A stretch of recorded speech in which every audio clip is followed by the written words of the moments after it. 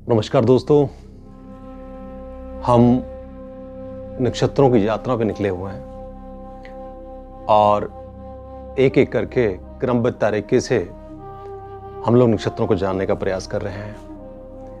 नक्षत्र जो कि हमारी ज्योतिष में एक बहुत ही महत्वपूर्ण अंग है, जिनके बिना ज्योतिष अधूरा है।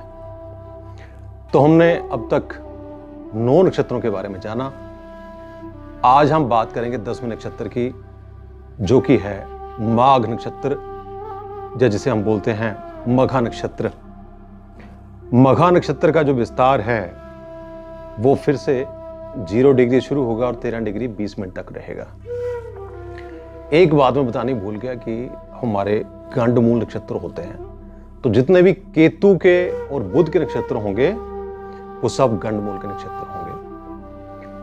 तो ये भी गंडमूल का नक्षत्र है, क्योंकि इसके जो मालिक हैं वो केतु हैं, स्वामी इसके केतु हैं। राशि रहेगी सिंह, देवता पितृ हैं। तो थोड़ा सा पहले इस बारे में जानने की कोशिश करते हैं कि जो माघ नक्षत्र है इसे अरब मंजिल में अज जुवा यानी कि शेर का माथा ऐसे जानते हैं। ग्रीक में इसे रेगुलास और चीन में इसे हम लोग सिंह कहते हैं।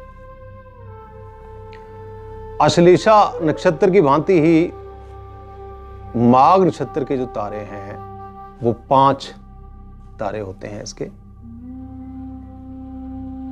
माघ का जो अधिष्ठाता देवता हैं वो पितर है, या फिर पिता की या पितरों की आत्माएं, वो हम लोग माघ नक्षत्र में लेके चलते हैं।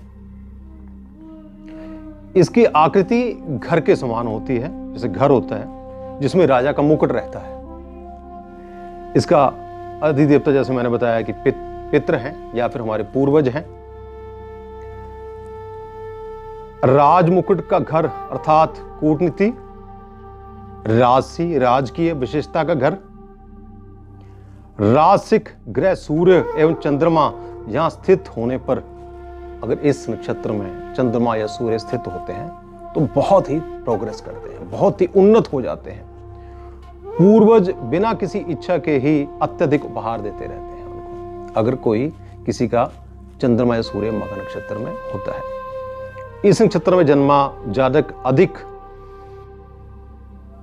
वृत्तियों वाला, धनी, भोगों वाला, पितृभक्त, उद्यमशील, सेना नायक और राज सेवा में लगा रहने वाला होता है। लेकिन स्त्रियां उसकी कमजोर होती हैं। शरीर का अंग नाक, व्यवसाय में वो राज्याध्यक्ष, बड़ा व्यापार, वकालत, न्यायाधीश, इतिहासकार इत्यादि बहुत अच्छे पदों पे जाते हैं। इसका जैसे पितृ है तो पितरों के साथ बहुत संबंध रहता है इस नक्षत्र का। पितरों की कृपा जितनी रहेगी उतना ही अच्छा इस नक्षत्र का फल मिलेगा। इसका योनि जो है, इसकी जो गण है वो राक्षस है, और इसके जो रॉयल पाल की, जैसे हम किस चीज से इंकित करते हैं तो रॉयल पाल की हो गई, ब्रह्मा देवता हो गए, चूहा, ईगल, बरगद व पीपल का पेड़, ये सब हम इससे इंकित करते हैं। ये जो नक्षत्र है ये परमात्मा का बहुत ही प्रिय नक्षत्र है। भगवान का बहुत ही ब्लेसिंग्स, आशीर्वाद रहता है नक्षत्र के ऊपर।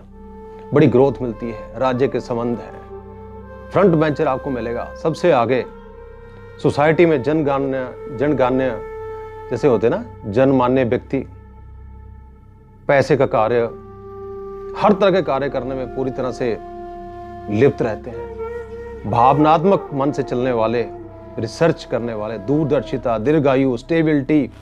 मंदिरों में आपने देखा होगा ये लोग बहुत जो सबसे आगे रहते हैं सेवा करने में, या उनकी जैसे मैनेजमेंट होती है उनमें सबसे आगे होते हैं, वो यही लोग होते हैं। मीडियम हाइट के होंगे, स्किलफुल होते हैं,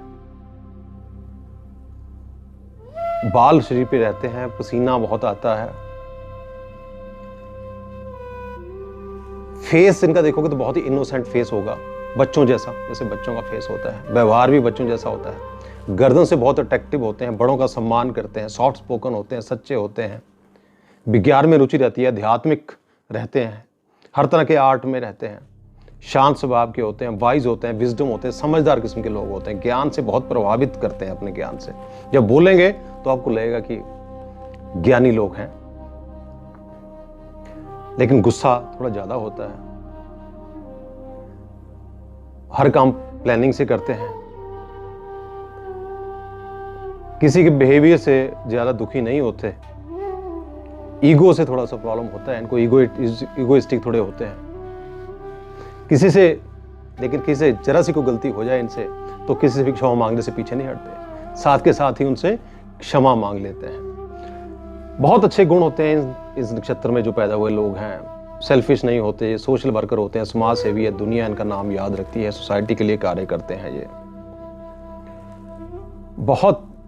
बहुत ही दयाशील, बहुत ही भावनात्मक, परोपकार करने वाले हैं। लेकिन अगर ये लोग नेगेटिव होने पे आ जाएं, अगर नेगेटिव होने पे आ जाए तो फिर किसी भी हद तक चले जाते हैं। फिर कहते हैं ना वो साम दाम दंड भेद वो सब अपनाते हैं। वैसे समाज में प्रतिष्ठा, ऑनेस्टी, इन सब चीजों में बहुत आगे, फैमिली लाइफ बहुत अच्छी होती है। इस नक्षत्र की जो लड़कियां होती हैं वो भी बहुत अच्छी होती हैं, स्वभाव बहुत अच्छा होता है, दूसरे के प्रति बहुत आदर रखती हैं, लेकिन गुस्सा उसमें बहुत ज्यादा होता है। गुस्सा होने के कारण परिवार में कभी कभी दिक्कतें आ जाती हैं। तो इनके भी मघा नक्षत्र के भी 4 चरण हैं। पहले चरण के मंगल, दूसरे के शुक्र, तीसरे के बुध, चौथे के चंद्र। ये जो मैं आपको बताता हूं कि जैसे चरणों के जो मालिक हैं, ये बहुत ही जर्नल है, क्योंकि इनके बारे में विस्तार से बहुत कुछ कहा गया है या लिखा गया है। वो हम लोग फिर कभी एक एक नक्षत्र के अलग अलग चरणों के बारे में बातचीत करेंगे। तो ये था मघा नक्षत्र के बारे में। फिर से मिलेंगे। धन्यवाद।